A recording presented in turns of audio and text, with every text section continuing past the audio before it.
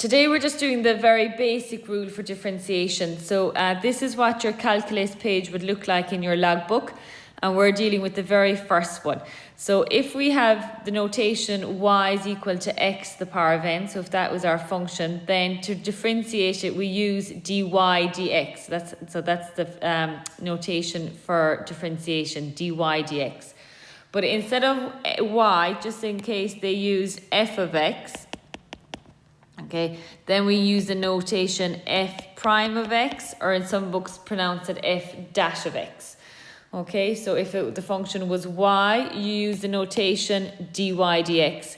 If they use notation for a function f of x, then you use f prime x.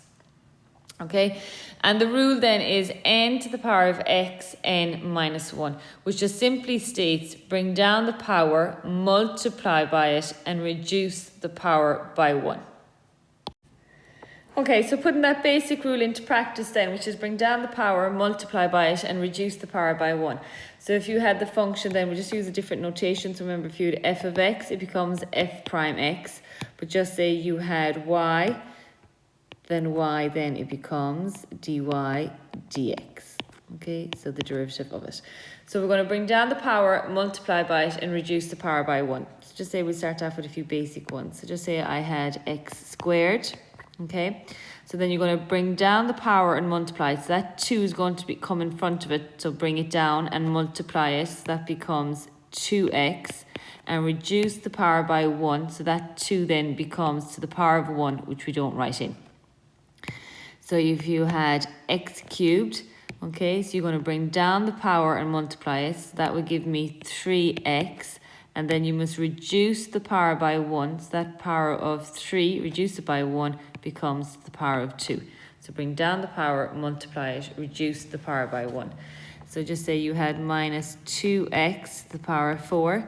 So bring down the power, and just show it at you again. Bring down the power, multiply by it. So it becomes 4 by minus 2, which would give me minus 8x. And then we're going to reduce the power by 1, so that 4 becomes 3. Okay, 5x we'll say to the power of 5, so bring down the power, multiply, reduce the power by 1, it becomes 25x to the power of 4.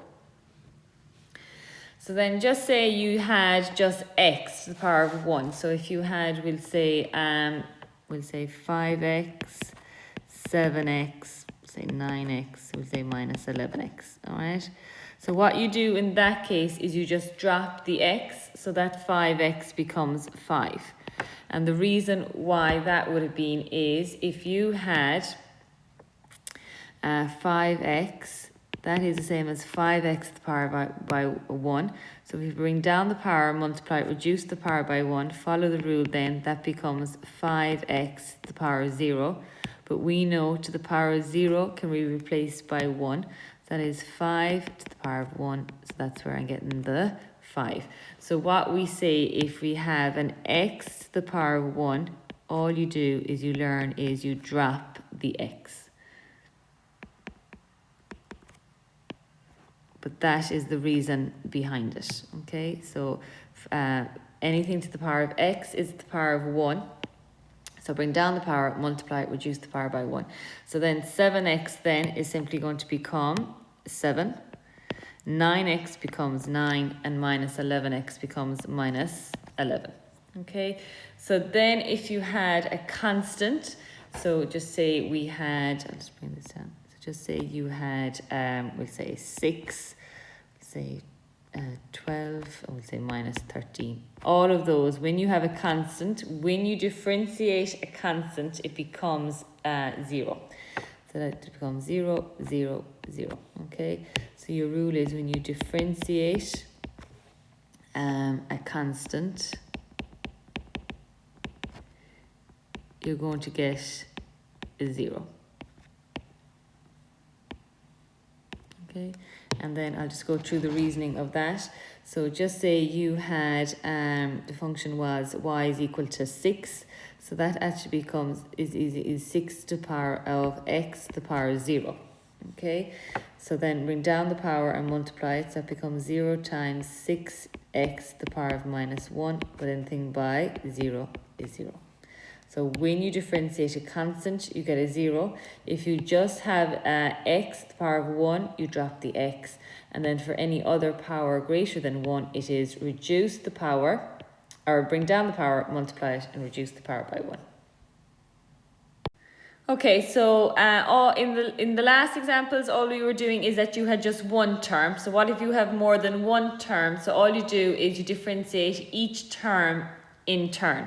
So just say you had the function y is equal to, we'll say 2x squared plus 5x plus 7. Okay, so then you have to differentiate each of them in turn. So we'll deal with the first one then. So it's bring down the power, multiply, reduce the power by 1. So that will just simply give me dy dx is equal to 4x plus 5. That 7 then becomes 0. So we'll do another one. So if you had y is equal to 6x cubed minus 3x squared, I'll say plus 4, then dy dx, you differentiate each of them separately. So that becomes 18x squared minus 6x. Bring down the power, multiply it, and reduce the power by 1. We'll just say we do another one. So just say you had y is equal to 7 minus 9x plus 2x squared plus, we'll say, 8x cubed. So then dy dx, so that 7 becomes 0, so we don't write that down. That minus 9x becomes minus 9, plus 2x squared becomes 4x plus 24x squared. So all you do is you differentiate them, each term separately. Okay, so this example says, find the derivative of f of x is equal to 6x cubed minus 2x squared plus 4x, and hence find f prime 2. Okay, so the first thing we have to find the derivative. So our function was f of x is equal to 6x cubed minus 3x squared plus 4x. So differentiating it, bring down the power, multiply it, reduce the power by 1. So that would give me 18x squared minus 6x plus 4. Okay, and then they want f prime 2. So that means f prime is you're differentiating it, and 2 now. So everywhere where you see an x, you're going to replace it for 2. So that will give me 18 times 2 squared minus 6 times 2 plus 4, and that works out to be 64. Okay, so doing another 2 examples. So it says find dy dx of the following. So we have y is equal to 1 all over x to the power of 3. So I'm going to rewrite that 1 all over x to the power of 3, and I'm going to use my laws of indices. So remember, if I had 1 all over a to the power of p, it becomes a to the power of minus p. So I'm going to rewrite the y is equal to 1 all over x to the power of 3. I'm going to rewrite that as y is equal to x to the power of minus 3.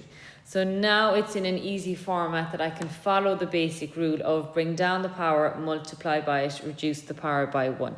So that will give me dy dx is equal to bring down the power, multiply by it, reduce the power by 1.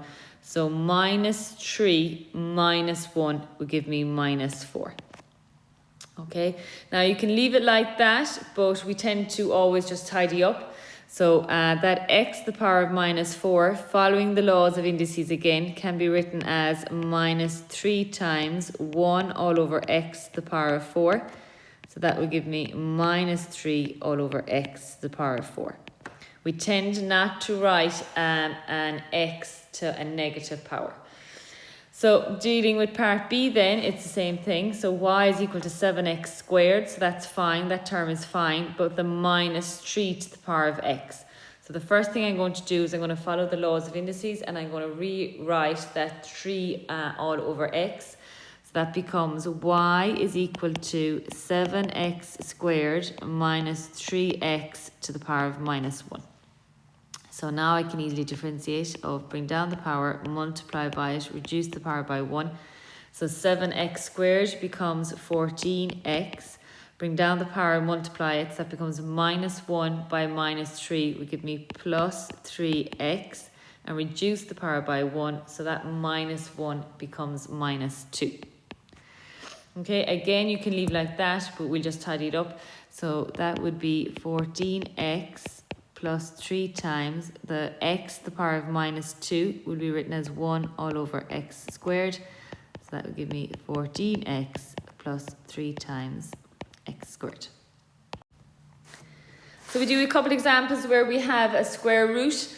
So we have y is equal to the square root of x. So again, the first thing we do is we're going to rewrite it. So following our laws of indices, we know that the square root of x is to the power of a half. So that gives me y is equal to x to the power of a half. So then dy dx, we're going to bring down the power, we're going to multiply by it, and we're going to reduce the power by 1. So a half minus 1 will give me minus a half. Okay, so then I'm going to use the laws of indices again for my x, the power of minus a half. So that becomes a half times 1 all over x, the power of a half. So anything to the power of a half, then we know is the square root. So tidying that up, that's the same as a half times 1 all over the square root of x.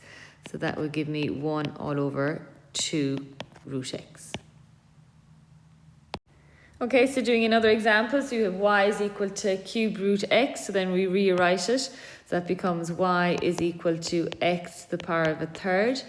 Then we're going to dy dx, so bring down the power, multiply by it, reduce the power by 1. So that would give me a third x and reduce the power by 1. So it gives you minus 2 all over 3.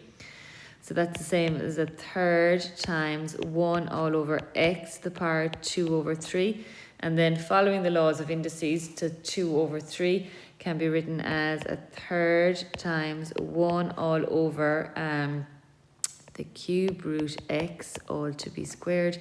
And tidying up that then, that's giving me 1 all over 3 cube root x all to be squared. Okay, so this example is f of x is equal to 3x to the power of minus 2 plus 1 all over 2 root x. Okay, so we have to rearrange this guy here first. So that can be written as, we'll say f of x is equal to 3x to the power of minus 2 plus 1 all over 2, and that x is the power of a half. So that's f of x is equal to 3 to the power of x to the power of minus 2 plus a half times x, and bring it up to the power of a half.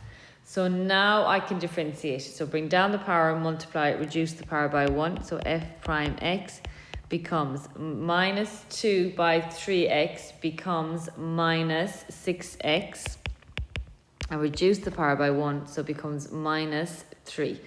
So plus a half x to the power of minus a half. So then you have to bring down the power and multiply it, reduce the power by 1.